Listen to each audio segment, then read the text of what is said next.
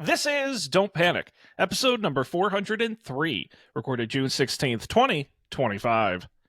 Hello, everybody. Welcome to this episode of Don't Panic, the technology podcast, that podcast about technology. I'm Sean Jennings, joined as always by Colby. Colby, good evening. No jokes tonight. We're getting serious. This is listen, we've goofed around long enough. Are you making a joke about not making a joke? Yeah, I just didn't have any ideas, so I didn't think ahead of time this week. Right, I can't remember the last time we did a show 2 weeks in a row. Like, honestly, you have more time to recharge the joke. This is a momentous occasion. No, today was a wild one at the office, and my brain by 9 p.m. Eastern is a couple of cells short. So yeah, I feel that. I feel similarly. What's really wild is that I went to work. Like, I do 3 days a week now. It's crazy. Honestly, they're just trying to ruin your life. Seriously. It's terrible. Well, I will tell you, Colby, I am, this evening, my beverage of choice is a LaCroix Sunshine. Now, I bought this because they don't tell you what it is. It's not even like Sunshine, a mix of whatever flavors. It's not even in the ingredient list. It just says naturally essenced. There's no way of knowing what this tastes like until you actually crack the can and drink it. What does it taste like? I don't know. I thought you were going to say I won't tell you. No, it's delicious. I actually love it a lot. I think it's like a pineapple mango kind of.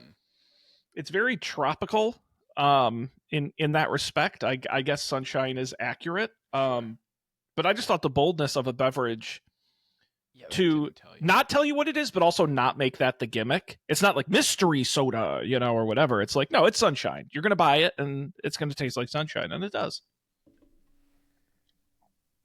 That's not true of other LaCroix, right? Like, have labels. Well, but they also have, you know what? I was at Target. Okay. So that's where I bought this. They have both lime and key lime. And I that also baffled me. What? And now I gotta look up the difference because they looked so similar.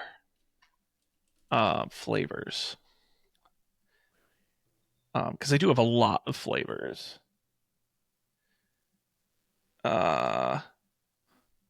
Let's see. Well, I didn't know they had watermelon. Coconut. Orange. Yeah, there's both lime and key lime. What is key lime? Okay, Colby, listen, you got to listen to this, right? This is from the LaCroix website. Key lime. Starting with creamy notes of toasted meringue, this fan favorite combines the tart, crisp key lime essence with a rich graham cracker finish. I think it's supposed to taste like a key lime pie. Did you try it? Did you get the graham cracker finish? Because that seems like, So here's the thing. I bought either key lime or lime, and I don't remember which, and it's in the closet. So I will have to let you know. I might just be getting regular lime. Got it. But Sunshine is the only one they have that doesn't tell you what it is in the title. What does their website describe it as? A bright and sparkling blend of citrus and tropical zest. Yeah, that's about right. Tropical zest. They have cherry blossom. I didn't even know that this is great. Cherry blossom. My whole life is just flavored sparkling waters now. Like that and coffee are the only things I drink. Honestly, that's kind of the way to live, right? Like, what more does a person need? You could do worse. We're back on the Spindrift bandwagon. We've been buying a lot of Spindrifts. They've had all kinds of new flavors lately. So now I'm going to go, we're already off to a Spindrift.com is a music company not associated with the Spindrift beverage people. Big whiff by Spindrift, not I was going to say that. Procuring the domain. By the way, super small tech thing. This happened at, you know what? Actually, I'm going to skip that story. Let's talk about Spindrift flavors.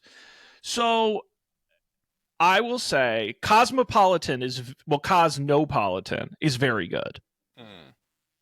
That's a winner. We saw that one at the store. Didn't Tropical Lemonade, brand new. Winner. Island Punch, not great. I think I tried the Island Punch at someone's house and I was underwhelmed. I feel like sometimes like if they put too many flavors in it, it just doesn't taste like anything. It tastes like But that's what I thought because Cosmopolitan is cranberry, orange, lime, and I'm like, that's a lot. It's actually pretty good. So hard to say. I have not seen, the only one I haven't seen is the Berry Bellino, the peach strawberry sparkling water. I like the Nojito one. I think that one's good. Yeah. And I like the I think the lemon one is fine. I think the lime one is fine, but there's a lemon lime one that is the lemon limeade. Perfection. Yes. That one's the pink lemonade's pretty good too. Yeah. I like the pineapple a lot. Pineapple's good. And the orange tangerine is very good. There's really, I'm trying to think of which ones I like will not drink. And there's really not. The raspberry lime I didn't really love. I don't love grapefruit in most forms. And I don't love the grapefruit Spindrift. The problem is I love the grapefruit, but because of my high cholesterol, I'm on medication. And the one thing you cannot do on cholesterol medication is eat grapefruit. And it has ruined my life. I'd rather have high cholesterol and get my grapefruit Spindrift. But that's fair. The half TF lemonade's pretty good. I wrote for Spindrift. And I talked about Spindrift soda on the show, I believe. Which was a huge bust and a total disaster. Wait, you talked about what on the show? Spindrift soda. Were you on that one? Maybe. Well, I don't know. If I was, it didn't make a big impression. That's most things I say. You're okay. I'm not offended. Everything is like orange vanilla, strawberry vanilla. It's a lot of vanilla. And it's just not, it's overwhelming. I always thought the soda would be like Spindrift, but with more fruit in it. Right. And it's not. The grape was actually the best one. The other stuff was wacky. That's weird. Is this like, is it like those poppy drinks? I've never had poppy, and I've wanted to try it. Have never had it. That's on my list. Looking at like the nutrition facts of this, it sounds like it sounds extremely similar to poppy, and I don't like poppy at all. I think it's somehow the worst of all worlds. Like I feel like it's billed as like it's not that many calories, but it tastes good, and like the first sip like tastes kind of good, and then every subsequent sip you're like, this just like doesn't taste enough to taste good. And it isn't subtle enough to taste like sparkling water. Yeah. Oh no. Like I said, they were wacky. They were, you could get like a sampler where you get one of each, and I'm like, oh, this will be fun. And everyone I cracked. The grape was actually pretty good, but that's because it was just grape. The other ones. And have you ever done the spiked Spindrift? I tried those ones and also didn't like it. Oh, okay. I liked them. I thought they were good. I think they weren't like exciting, but they kind of tasted like Spindrift. They have a lot more flavors now than they used to. Wait, there's a pickle? What? Oh my god, I'm sending you a link. There's a pickle Spindrift. It says 2020 vintage and it costs $2,000. Is this like on eBay?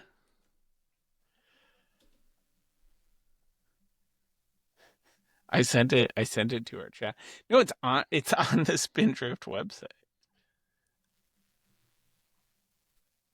Oh, this is a bit. Happy April Fool's Day, it says. Oh, boo. Oh, so the joke is that a can of cucumber, which is a flavor they used to have, they don't anymore, stuck around so long it turned it in and went bad, and so like a cucumber and vinegar, it turned into pickle. They got me. Available for $2,020. I'm assuming this was a 2020 April Fool's joke. Must be. But it's impressive you were able to stumble on it. It was just I scrolled down to the bottom and it was the first like blog link at the bottom or something. They aren't blogging enough. Anyway, great Massachusetts company, Spindrift. They're a Massachusetts company? They are. Yeah, they were started here and are still based here. Wow. We're Massachusetts is great at seltzer. Dude, we invented the bubbles. Yeah. We invented America and we invented the bubbles. That's a fact. Colby, we do have some unfinished business from last week, but before we get to that, is there anything you would like to say or discuss on the program this evening? No, I feel satisfied with our conversation about sparkling waters. Always happy to talk sparkling waters. It's one of my only hobbies. No joke, I have like 7 to 8 flavors in my fridge at any given time. It's a problem. But enough of that, because we are here to finish up our discussion of WWDC from last week. If you didn't hear last week's show, I recommend you go check it out. It's up on the feed right now. The Worldwide Developers Conference from Apple happened back on June 9th. All the new software, shiny features were announced. We managed to get through about half of them last week. We ranked them into categories, and we're going to finish this week. We've got stuff from WatchOS, tvOS, macOS, visionOS, iPadOS. We only really got through the iOS stuff, so quite a list here. I'm going to throw, for those watching the video version or our live stream, you are going to see what I'm talking about. No, you know, I don't want to do that. I want to do this instead. I want to share window. Share. Cool. Okay. So, this is our sheet from last week. Let me blow it up a little bit so y'all can see it. And we are up to WatchOS. Again, not every single thing they announced got on this list, for better or worse. Only the notable ones, but we are talking about Workout Buddy, Colby. Are you excited about Workout Buddy? No, I'm the opposite of excited about Workout Buddy. Okay, you're disgusted by Workout Buddy. Yeah, I don't think I want that sort of feedback. Yeah, so for those who may not have heard, the idea is it gathers all of your workout data, historical and in the moment, and will, with Apple Intelligence and voice generation, create a talking guide while you're exercising. As you're setting up, as you're doing it in real time, it's going to generate someone talking to you. Congratulations, you just set your best smile, or like, keep going, you almost did it, or time to get going, or whatever vague workout phrases it will shout in your ears as you go running. And they have this nice long example of this poor lady who has to suffer through Workout Buddy. I'm gonna try and repeat some of the things it says. Great job starting your run. This is your second run this week. You're crushing it. Closing that move ring for 6 straight days. Let's keep building on that with your run today. Fueled by some house vibes. As well as when things happen. 4 miles down. That your last mile was your fastest yet, etc. I'm kind of at a loss on this one. Like, I tend to have opinions about most things, and this is one of those things where I'm like, I feel like this satisfies nobody. Yeah. If you're a casual workout person, I don't know if there's enough data in there to actually make it useful. And B, I don't know that you want that much data being fed into your ear. If you're a hardcore athlete workout type, all this information sounds super vague. Like, this is like, you just finished a mile. Like, no shit, I don't know I need someone in my ear to tell me that. This seems more annoying than helpful. It doesn't seem, from the demo anyway, to really be giving any actual insights. Just vagaries.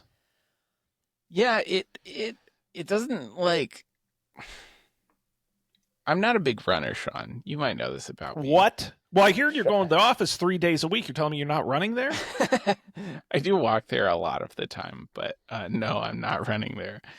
Um, but I have tried to do running sometimes. And in the past I've used like the Nike, there's like a Nike running app, and they've had different iterations of things, but they have like, some form of like guided runs that is like, it's not telling you what you did, it's telling you what to do, which is sort of helpful because running is horrible. And you just, you hurt yourself. Like, it hurts your body if you do anything except the exact okay thing. And so that was helpful when I was doing that, because I could like follow their little like plan thing, and I didn't like, I mean, I felt bad, excuse me, but I didn't feel like so bad that I could not run again in 2 days or something. But this just seems annoying. Like, I don't know. Yeah, and I agree with you. If there was some level of expert, it's like, oh, you're hitting the ground too hard, which you can tell from the accelerometer, like slow down, or, I get that. To me, this is more like, if you're the kind of person who needs a generic AI generated voice in your ear to motivate you into running, just don't run at that point. Like, that would be less sad. Maybe it's like, maybe it's supposed to be like, so you don't have to look at your watch. Like, maybe if you look at your people looking at their watches is distracting, like it takes you out of the flow or something. So maybe it's true, from that but perspective. If that's the argument, then why is it AI generated? I think at that point you would say, okay, go in and program what you want it to tell you when it, tell me every time I hit a mile, tell me every time I set a new record. The fact that this is generated scares the crap out of me, because I don't know what random data it's going to throw at you. And it's going to Shouldn't be saying anything. Your heart rate is 2 beats per minute higher than it was last month, and you're like, okay, like what? I don't know. Maybe I'm being too pessimistic on it, but like you said, this is not a new idea by any stretch. Right. It's just the fact that Apple's doing it. I like that it's integrated with the music a little bit. I guess that's cool. It just seems annoying. Now, Colby, I believe they say a little later on in the video what types of workouts it's compatible with. It is compatible with walking. I think Colby on a walk to work needs to take out the Workout Buddy challenge. Well, I'll try it. I do, like, I don't know, usually when my watch asks me, like, are you doing an outdoor walk workout? It's like, sure, whatever. You can record it. Let's go. Let's go. And when I'm weightlifting, I'll use it. And we'll do a side-by-side test. Nice. So we got to put this in a category. Where does Workout Buddy land? Now, again, our categories on the good to bad scale: game changer, pretty good, unimpressed, bad idea, and then the unsure, I don't hate it. We also have not sure yet, underrated, overrated, who cares, and late adopter. I'm either unimpressed or who cares. I'm going to say unimpressed, because I do think there's value to the idea. I just think it's not very interesting. Fair. Someone would care if this were, like, helpful. Mm-hmm. Fair enough. Now, one of the other WatchOS additions that we got is a new... no, I don't care about smart stacks. I skipped most of the boring stuff, but I want to show the video of him. The wrist flick. It's a new gesture that dismisses notifications. You can also use it to mute incoming calls, silence timers and alarms, close the smart stack. I love this. This is the kind of shit, if I still had an Apple Watch, that all I've ever wanted is to, like, not have to touch. To me, listen, I'm not an Apple Watch user anymore. interfacing with the Apple Watch was never a good experience for me. It just never felt good. Like, looking at the notifications was great, getting the heart rate stuff was great, I guess, but to actually functionally do anything on it never felt good. And that's why I love gestures like that, where because they have the pinch one or whatever, and now they have the flick. Boy, the ability to like be in a meeting, you see a notification, and you just give it the subtle little flick, and it goes away or it starts ringing. You give it the little flick. That is the kind of shit that I'm like, all right, this becomes more interesting than a little touchscreen iPhone on your wrist. So this is exciting to me. It's not like game changing, but it's pretty cool. What do you think? I like the idea. Honestly, I totally forgot about the pinch thing. I've never tried it. Maybe you Fair have enough. to enable it. I don't remember. But I don't know what it does, actually. right. I don't remember either. I remember talking about it probably on this show last year.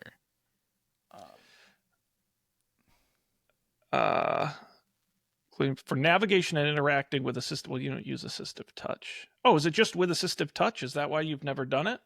Maybe. You have to set up. So a tap, you go forward. A double tap, you go back. A clench is a tap, and a double clench shows the action menu. Huh. Well, so I guess that's why I haven't used it. Could you? I was about to say you could do that. Well, the flick, I like the idea. My concern with the flick is that it will be too easy to do. You're going to be accidentally hanging up on people all the time, and right. your sleep alarm's going to go off, and you're going to move your wrist, and it's going to snooze you. Right. Yeah. I feel like the classic Apple Watch experience is that, it's the like trying to get the screen to turn on when you when you need to see something on it, and that never works. So I agree. So where does it go? I'm going to put it in I don't hate it. Sure. If you weren't here, I'd put it in pretty cool, but I think you give a good point that it's like, it's just moving your wrist a little bit. It's not like that game changing. So if it works well, I think it's cool. But that's what I want. I want to, like, if I like fling my arm up, it does something, or if I like do a punching motion, it does something. Like, I want crazy gestures, like Wii style or something. Yes, I want to be able to hit a fake tennis racket with it. Like, yes, right. I'm with you. I love that. Now that's WatchOS. It's getting a few other things. The liquid glass design and some other stuff. tvOS, maybe Apple's least interesting platform, is also getting liquid glass, which is cool. But I put a line item in here, Cole, because I know you're excited. I wrote it down. Exciting new Apple TV originals. Got a whole shout out.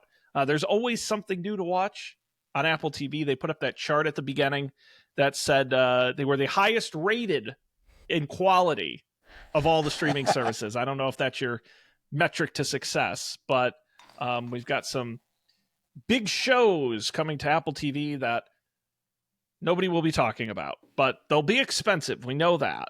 That's true. They always are. They look so goddamn expensive. We've got the Jason Momoa Hawaiian show, Chief of War. We've got Foundation season 3. You watch Foundation? Yeah. Good stuff.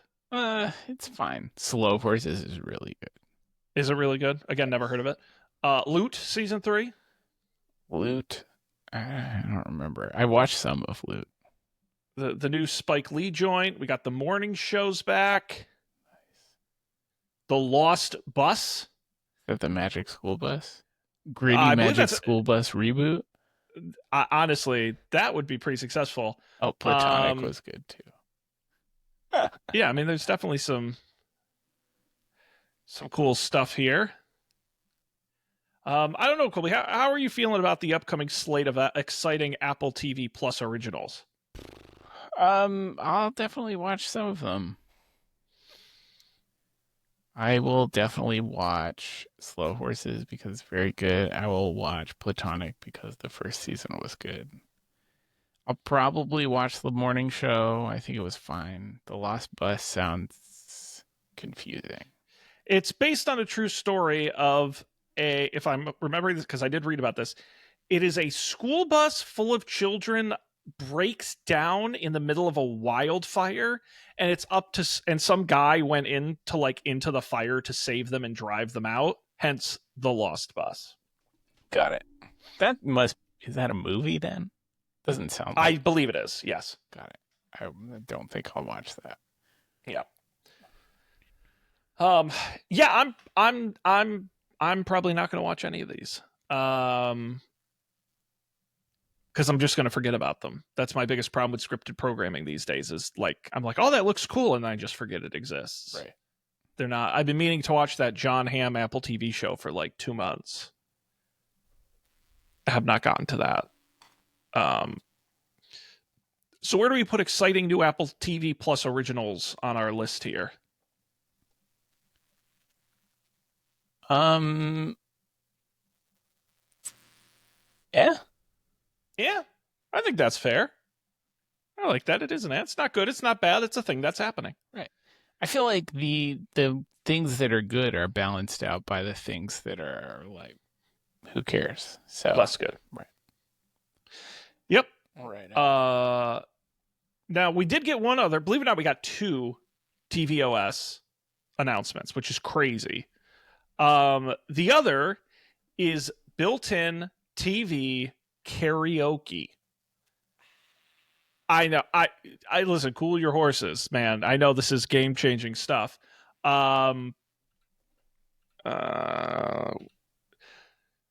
using Apple Music, the lyrics will be put up on the screen, and your iPhone becomes the microphone amplifying your voice onto the screen. So the mic will go up onto your TV speakers, and then visual effects that will also light up your big screen. There's a photo here. Colby, this may be one of the stupidest looking things I've ever seen in my life. It's literally holding your iPhone up. I'm singing karaoke. Went into my phone, went up to the TV that's right in front of me. Listen, I'm the king of singing in the shower, singing in the car. I literally will bring my phone into the shower and read the lyrics off of my phone while I'm singing in the shower. The invention of the waterproof iPhone has changed my life.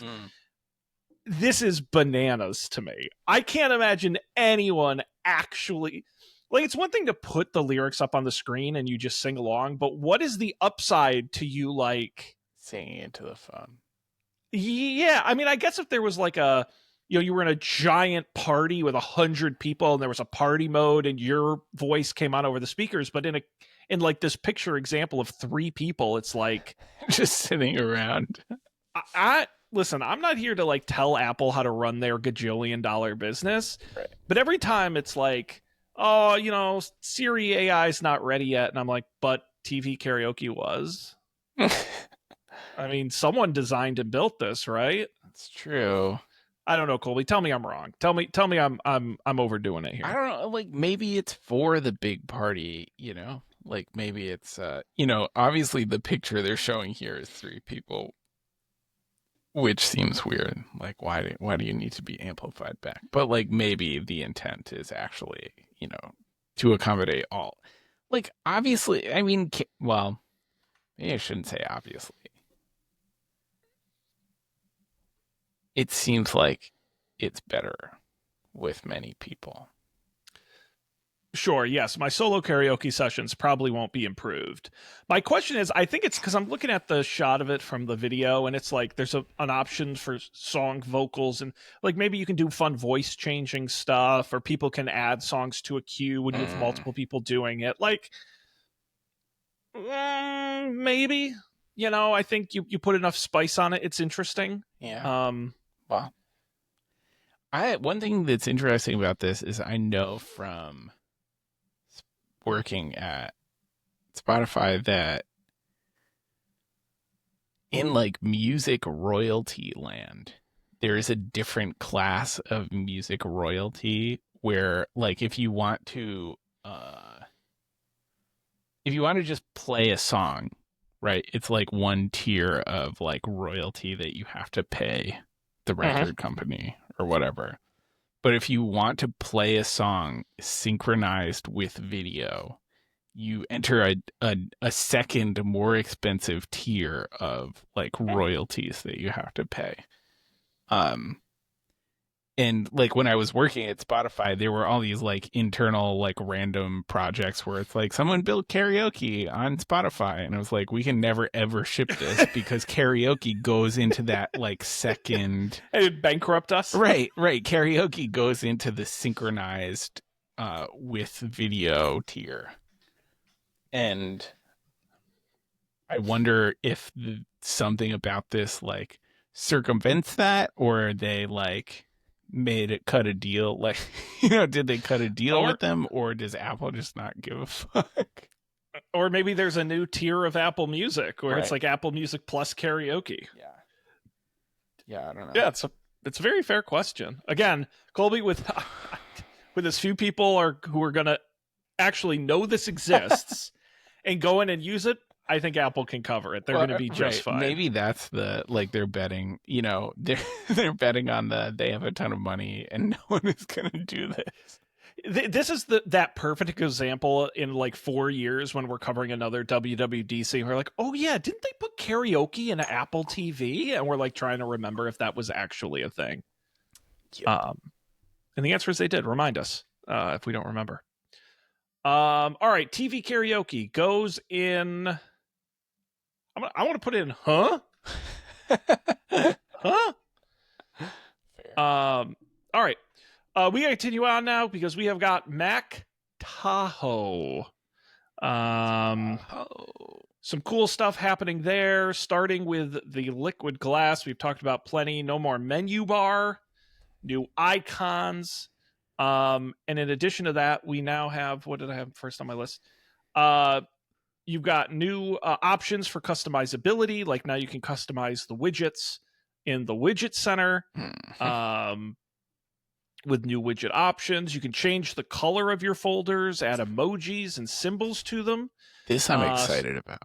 So you can organize all your projects. And with customized theme colors, you can really go nuts in customizing your Mac. The other thing that's really interesting, they give some examples here, is with continuity, live activities are coming to the Mac for the first time. They will sync from your phone and other Apple devices and will pop up right in your menu bar so you can track them. And when you click on the live activity, it will open iPhone mirroring right into the app where you are theoretically tracking that. I don't really want to talk about phone. So between those, the customizability, the live activities, we can split them if you want. But Colby, what do you think of these two new options on your Mac? I like the customizability. I feel like I never take the time to have fun with my computer anymore. I don't know if I'll do this, but I like that someone could. Live activities, though, I think is awesome. I like all of the continuity features are awesome. Like they all work so well. With the new job, they gave us new company MacBooks and we're not allowed to log into our iCloud.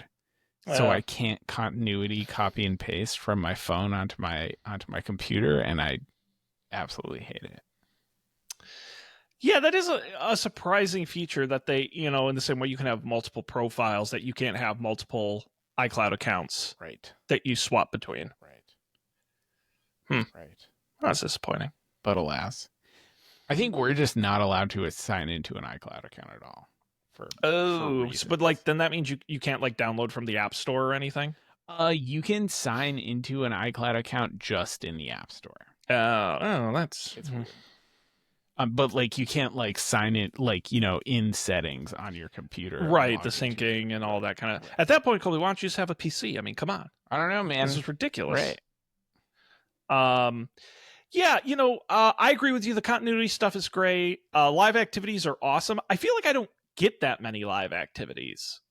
Like I do get some. I feel like it's not Like, I feel like the promise of it was like all these apps are like ESPN literally just like 2 weeks ago added live activities for What sports. were they The waiting ESPN app. for? I don't know. That's why it was weird. It popped up for an NBA game, and I'm like, huh, that's never been on there before.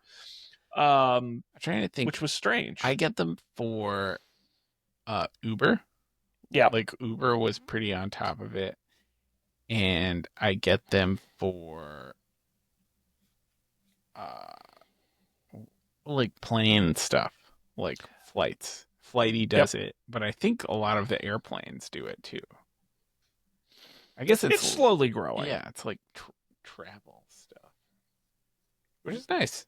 I think it's nice for Uber. I love the idea, and I really love the idea that you can click into it and open it.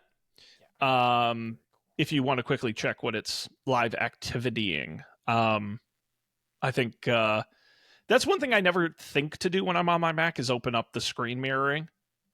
I just like forget it's there. But if they're going to kind of bring it to the forefront of like, hey, this is happening on your phone, you should take a look at it. I think that's great. To me, that's it's somewhere between pretty cool and game changer. I don't know. What do you think? I think it's pretty cool. Pretty cool. Now, what about the where would we put the customization piece? I agree with you. I don't think it's not a game changer, but I think just having the option is nice. And I think for power users, am I going to ever change the color of a folder? Probably not. Oh, I forgot about the folder change. I think it's underrated. Okay. I respect that. I am excited. I can be a sucker for those guys who are like, oh, here's what my desktop looks like, and it looks all crazy. And you're like, how'd you do that? Like, I like that stuff. So I want to see what people do with it.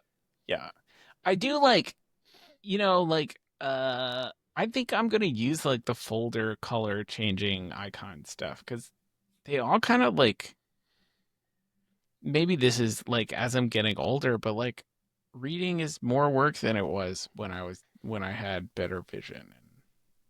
If you can just like have it was like, oh, I'm doing this thing, I need to click the red one. That might be super great simplify for me. Yeah. Well, actually, I just thought of this, but next up here, we're going to talk about shortcuts. I wonder if you could make shortcuts that change the colors of folders like dynamically. Like, and you're really talking. This is one I'm both excited about and know I'll never use. Updates to shortcuts for Mac. Obviously, you can create automations, but now on Tahoe, you can run them automatically, like at a specific time of day, or when you take actions like saving a file to a folder or connecting to a display. There's a whole bunch of automation actions, but there's also intelligent actions with Apple Intelligence. You can create an image, summarize something, use the private cloud compute model to generate something. You can also use ChatGPT as well to generate things. We'll talk about new Spotlight in a second, but they have an example on here where you're a student and you take notes in a class. You can automate it to generate a summary automatically, then automatically add it to a note. Yeah. You know what? I just had this thought, like as you were showing this. I don't mind like writing code myself. Like I don't most of the time I don't feel super compelled to have an AI that like is gonna do it for me. But I would love an AI that could build shortcuts for me because I think like doing the shortcuts stuff is so like it's kind of easy, but boy, is it extremely annoying to use those apps. Like the apps are so complicated and like weird and like you click on the wrong thing all the time. And I would love to be able to say to like ChatGPT or Apple, whatever, like, hey, make me a shortcut that does this, this, and this. And that would be really, really honestly great. Well, I would say two things. One, I bet you could actually. and get pretty close, or at least detailed instructions on how to set it up. So, but the other thing is, I'm very surprised they never did a shortcut store or some way for people to publish and share. Because you're right, it is a lot of work, and people get really specific. I think like an IFT or a Zapier do things like that all the time. I think there is a way to share them, but I don't. There is. Right. Like and there I are could websites text message that have it them. to you or something. Yeah. Right? But like listen, I would spend 99 cents on a really good automation shortcut. So a place for people to share it would be great, because that's the thing is, like, I'm sure this could do dynamite awesome stuff, and I have no clue what I would do with it. Like, I have no ideas. Right. And so maybe this will be a future, when Tahoe comes out, this could be a future Don't Panic challenge, where maybe each of us has to make a detailed shortcut. Like, I wonder how much of my like podcast like edit and creation workflow I could automate, or I feel like I have all kinds of stuff where I need to, like, there are like weird dances I do where it's like, oh, I got a document in this category, I need to put it in this folder for, when I do my taxes next year or something. Yeah. I mean, literally, I wouldn't even know where to start, but yeah. But I think it's really interesting. I think people will do fun stuff with it. For me, if we're going to throw this into a category, I'm going to call this pretty cool. Pretty cool. Now, this was closely followed by one other big Mac announcement, which was Spotlight. The longtime search tool on a Mac is getting a pretty big upgrade. It now has file search built into it, including intelligent suggestions based on routines or what you're working on. You can also instantly search and access all of your apps, including apps on your phone. This I like. There's also app actions in Spotlight, like send a message, create a task. There's hundreds already to come with it. Create an audio recording, play podcasts, add alarm. And you can do it no matter what app you're currently in. For example, you can type send email and it'll say send, and you put the message to the recipient with subject, and boom, you've sent an email directly from Spotlight, essentially. It'll also know what app you're working on, and Spotlight will be able to pull specific actions from within the app that the developers enable for Spotlight. And one thing to go with Spotlight is quick keys. So these are specific short strings of characters that you can type directly in a Spotlight that you program. For example, sending a message might just be SM. And boom, it'll come right up. A new reminder might be AR, to add a reminder. And you'll instantly be in it, and you can program all of these. Some are automatically created, but you can obviously custom and create your own. They do kind of a longer example here, where the Apple guy searches for a document, opens the document, then uses it to generate an image with Apple AI and puts it right in his document. Then can type in, wants to remove the background from the image, and can type right into Spotlight, say background removal. There's the item, click it, and boom, it just did it directly from Spotlight, just by typing in the action, rather than doing it from the menu. It will also pull from your clipboard with clipboard history. So not just the last thing you pasted, but past things you pasted. Wow. This was definitely one of the things that was playing when my computer crashed. I missed all of this. I just made your day. Sean, I have an important question for you. Do you use like a third-party app launcher thing? No, I mean, the thing is, I'm such a bad guy when it comes to macOS, because I use a PC 99% of the time at work. And at home, I have a Mac, but all I use it for is to record podcasts, play Steam occasionally, and watch YouTube videos. So I'm really not a guy who would ever go nuts with. Now, I've never I always use like Finder search to look for files. Spotlight, I don't think, and I use like I'll open the launch pad and search for an app in there. I guess you could do that. And so no, I guess I don't really ever use it. I mean, this you're pretty excited, Colby. I mean, you think this is something you're gonna? Well, I mean, I feel like one of the things I always liked about having a Mac from the beginning was being able to like launch apps from, you do like the little whatever, the command space, and then you can like search for the app you want and open it up. But that's, historically that's been just the slippery slope down into getting like, excuse me, like Alfred or Raycast or like, one of many other like app launcher things that you replace the Spotlight shortcut with. And they do like kind of crazy things like this. Like you can, set all your own hotkeys and shortcuts and like Right. have them like talk to ChatGPT or like, run scripts or something on your thing. And I use one of those things, but I really do not go very deep in the customization. I feel like some of these things, I might just be able to delete those. just get rid of those things and use regular old Spotlight, and not think about it anymore. I think the contextual app stuff is that's a very cool idea.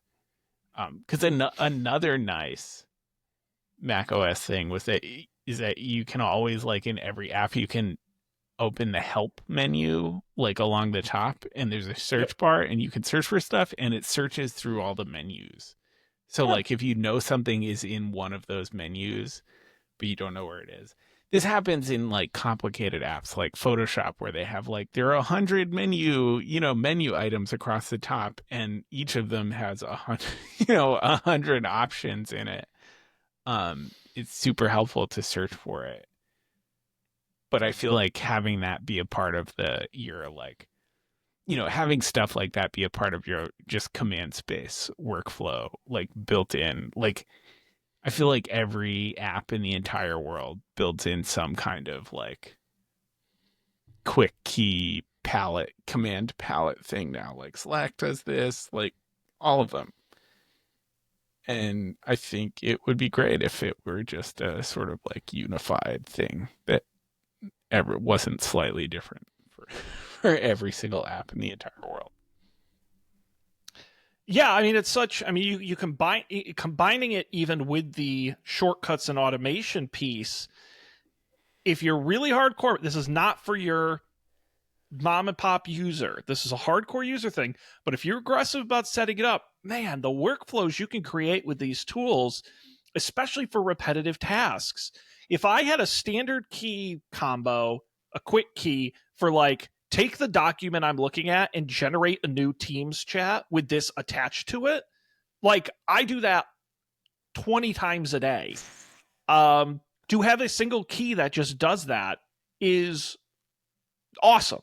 And boy, you pick 5 to 10 things you do every single day, give them a quick key, and it can contextually sort of put those things together. I think that is really, really cool. It's just you got to put in a lot of work. I mean, that's the thing with all these is how well does it work out of the box, and how much work is it going to be to set them up to work well?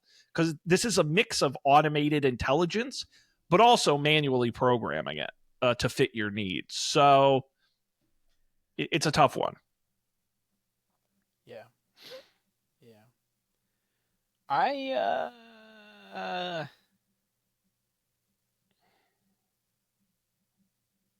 I could be convinced to put this under a game changer. I think it's pretty. I think I will too. I think it combines well with some of the other ones too, which is cool. Like shortcuts with Apple Intelligence, for example. Absolutely. I'm totally with you. Search has become, in general, bad. In basically every app I've ever used it in, it has gotten noticeably worse. Outlook, which basically has my entire life in it, used to be mediocre at search, and now it is unusable. in search. And I need it because that's where every file or thought I've ever had is located. And I cannot find anything anymore. And what's funny is my IT department's like, well, you have Microsoft Copilot now.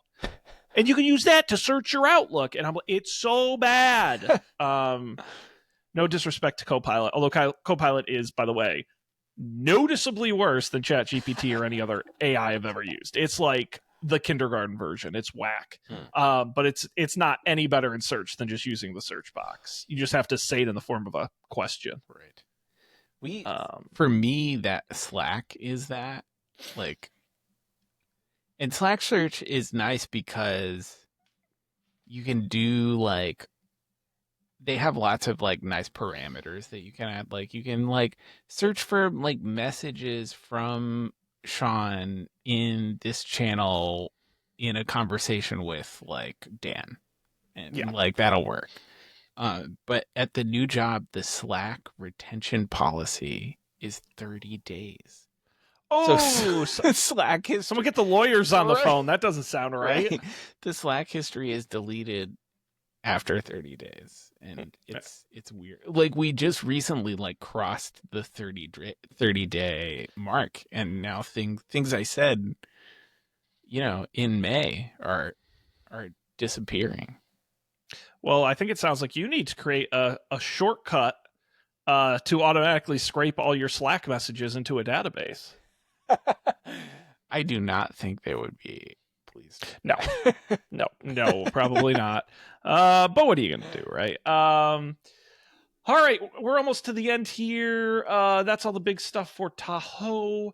Lastly, Vision OS, I have nothing interesting to say, except now you can put a clock on the wall and the 3D people look less scary.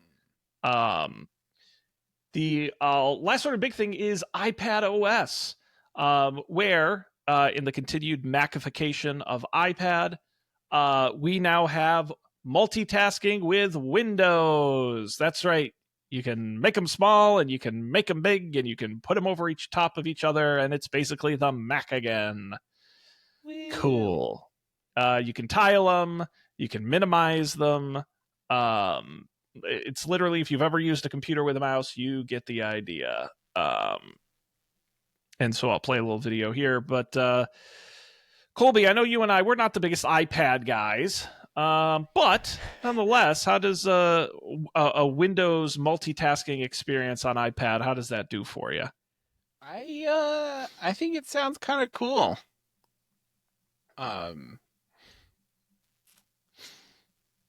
I don't know. Obviously, I'm going to wait and see what people say about this. But there's a certain appeal to this. It makes the idea of having an iPad for stuff more appealing. I really I have my personal Mac laptop, like the MacBook Air from some years ago, and I don't use it very often. I don't do anything on it besides email and look at stuff on Amazon or something. This could be cool. What do you think? I think, first of all, I think you need a giant iPad for this to make sense. Oh, totally, yeah. You need that size of a poster board sized iPad for this to be interesting. But the only way I would find the windowing useful is, all right, imagine a world where your iPad is your everyday computer. Super portable, it's light, use the touchscreen for fun stuff. And then when you get to your desk, you dock it. Great new mouse support for all of these windowing applications. So you got a mouse, you got a keyboard, you can connect it to a larger screen. And it essentially acts as a Mac. And that's where you're really using the window on your big 28, 30, whatever inch monitor. That's an interesting computer use to me. There is an argument. I think if you're just using your iPad casually and you never connect it to a bigger display, you probably don't need the windowing.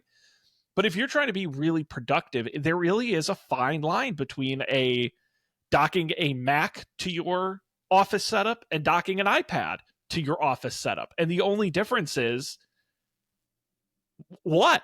I mean, it's just the app has to be available for the Mac's apps, for the iPad App Store versus anything you want to run on your Mac. I mean, from a user experience perspective, and we'll talk in a second about the updated Files app, but it's hauntingly similar, especially now that you can run your iPad and iOS apps on Mac. I could easily recreate this experience on my Mac if I only used mobile apps in Windows. So I don't think it makes sense for the casual iPad user, but I think if you're a power user, you could make a solid argument that this can now, in a lot of ways, replace a full laptop. Yeah. Yeah. I think, like, I don't know. I guess maybe maybe it's like there or not. Like, I wonder, can you, like, I don't know. I don't know. I have so many questions. I have more questions than answers, Sean. I think that's extremely fair. And with a lot of this stuff, it's a wait and see. I'm not surprised they did it. I think it's a logical conclusion. I think these OSs are going to just get closer and closer as time goes on. And it wouldn't surprise me someday if both your laptop and your iPad carry both, a version of both that you can flip between. Or again, everyone's been saying that the touchscreen MacBook, which we've never gotten. Right. Now that you can run touch-focused mobile apps on it. I wonder if there's an iPad mode that you flip to, and it's basically this. I don't know. It's a good question. I'm curious where it's going, but it's definitely going somewhere. No doubt about it. To me, this is I'm going to put this under not sure yet. This is a wait and see. And then the last one is just a continued extension of this, which is updating. Yeah. Skipping ahead here. Yeah, see, there it is connected to the monitor. I mean, come on, that's a Mac. It has a menu bar. Sean, perhaps this is the touchscreen Mac. Oh my God. It's the best of both worlds. Oh it's got the same processor. It's crazy. I don't. It is like if I was today, like buying a new computing device. I'm just trying to think of what do I do on my Mac that I would have a problem or couldn't do on this thing. Now that it's got one thing they talked about was advanced audio support for microphones and cameras and things like that, connecting via USB. I don't know. Anywho, Files, everyone's least interesting app, has been supercharged. You can now do customizable folders just like on Tahoe. And they sync across your Mac devices, so it'll be yellow or blue on all your devices. You can also now choose which app opens the files when you open them. Again, much more Mac-like. You can put folders in the dock. So now if there's certain folders you use regularly, you can lock them down to your dock. And when you tap on one, it fans out, showing the files inside, just like Mac. You can also drag files in and out of a folder directly into an app. They also added Preview. Again, another Mac favorite. Really focused on PDFs. But now you can open them, mark them up with Apple Pencil and sign them and annotate and do all that fun stuff without needing a third-party app. It'll just be built right in. I mean, I think this is just a continuation of what we talked about. It's the Macification. You know, now you've got a real. You look at the way they open these menus. It looks just like Mac. It's crazy. I just, I feel like we say this every WWDC when they do iPad stuff, where it's like it's just like the Mac. I mean, and now it like it's the Mac. Colby, they did the Mac twice. Right. Crazy. It is crazy. I don't know. It's cool. Honestly, that was the things I was wondering when a second ago when I said I don't know. We'll just have to wait and see. Was A, can you pick what app files open in, and B, can you like drag plop files into a window or something, and you can. So, and again, you think about it with the mouse support, which was a very brief mention, but enhanced mouse support.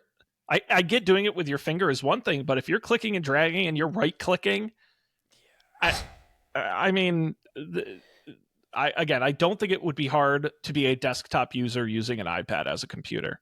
Yeah, I think it's pretty compelling. Yeah, man, and like imagine these spotlight shortcuts and stuff happening on the iPad. Well, and then it's like in the same way you can run mobile apps on your desktop in Mac. What if they made a container where on iOS and iPadOS you can run Mac or original Mac apps in an iPad-looking software window? Fascinating. I mean, it's not hard to see where the roadmap is going here. Right. Wow. What a time to be alive. I think this one is this is like, I feel like one of the first things they've announced in a long time where it was like felt like a meaningful change to one of the things. A meaningful change. Right? Like the iPhone, the camera gets better, like there are little things every year that are just fine. Like the Mac, nothing really changes. And like the iPad, like you were saying, like, yeah, it gets like a little bit more every year. But this feels like the device is not new, but it seems like the way they're thinking about it is quite new. Like, yeah, well, I think they say it this is the biggest change we've ever done. I actually think this is the biggest change they've done to iPadOS in quite a while. They actually earned that. Yeah. It's I think it's cool. And great listen, if you're one of those people with the giant iPads and you use it every day for a lot of stuff, this is going to be a big one. Who knows? This is not the last we're going to hear of it, I'm sure. Colby, you did it. You survived WWDC. You made it all the way through. We did it, Sean. It took 2 episodes. Gosh darn it. We talked about the new stuff. And of course, hardware this fall. So they're already talking about a super slim iPhone potentially, I've seen. Who knows what other features they'll figure out how to incorporate, but we shall see. Any other thoughts on your mind for this evening? No, sir. I don't think so. Well, that's very reasonable. Quickly before we send it off for this Monday, of course, I always love to tease our sister programming over at Up for Debate at upfordebate.tv. We're continuing our playthrough of Indiana Jones and the Fate of Atlantis. I'm a little behind on publishing them, but if you've been watching live on the Twitch channel, you actually get a sneak preview ahead of time. This past week, we streamed live. We've made our way into Atlantis. And no joke, our next live episode will be the finale of Indiana Jones and the Fate of Atlantis. We will beat the game, assuming we don't screw it up. The puzzles only get stupider. We only cheat more. It's pretty wild, but we are going to beat the game and defeat the Nazis. So check that out. And Matt has also chosen our summer movie theme for the year. Is it Indiana Jones? It's not. It's not. We're done with Indiana Jones for a long time. I've had enough. Matt wants to find, in his words, the strangest movie of the 2000s. And so he's come up with a convoluted system where across 5 categories, action, comedy, kids movie / animated, drama, and host choice, we're each going to pick 2 movies in each category in a bracket that will go all the way to figure. Now, if you're doing the math in your head, yes, that means somehow we're going to watch 20 movies for a week over the course of the summer to hopefully eventually come to the most 2000s movie we can find. I don't know how we're going. I know Matt doesn't have school. I do have a job, so 4 movies a week will be fun. So if you have any suggestions for those categories of any 2000 to 2010 movie that you think is representative of the decade, please shout. Cool. Were the Star Wars prequels in the 2000s? They were. I kind of feel like they're more 90. To me, it's like Pirates of the Caribbean or Transformers is kind of like that early 2000s Pirates stank. of the Caribbean. Like that kind of like glossy, big budget, sort of things where it's kind of grimy, a little bit. Yeah, we're gonna come up with some good stuff, and maybe Colby, we'll have you on as a guest. We'd love to have you come on and talk. If you have, like I said, think about your favorite movies of the 2000s. You know me. I love an excuse to watch a movie. So, well, you might have to watch 4. So, be like, we love our guests. We're gonna make you watch 4 movies this week to talk about them. Great. I'll ask Laura. It'll be Laura will probably have ideas for this. Bring it on. Like I said, I have a whole Is that a movie choice from category. the 2000s? Bring it on. What? Bring it on. Bring it on. Yeah, I think so. I think it's like 03 or something. So sure.